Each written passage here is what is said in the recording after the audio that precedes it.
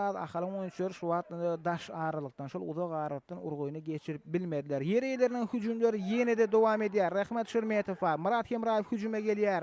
Altımradan Durdiyev.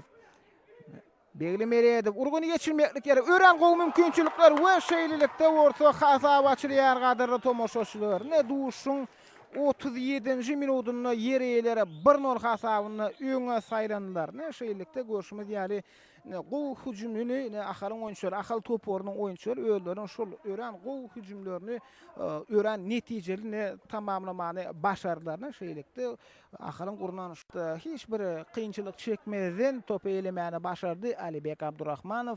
Yereýelerim hüjümlerini artdyrýarlar.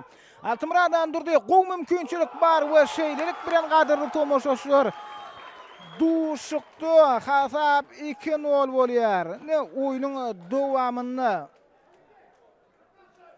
duşuňam şol 81-nji minutunda Altymradan durdy tap outlanmany başardy we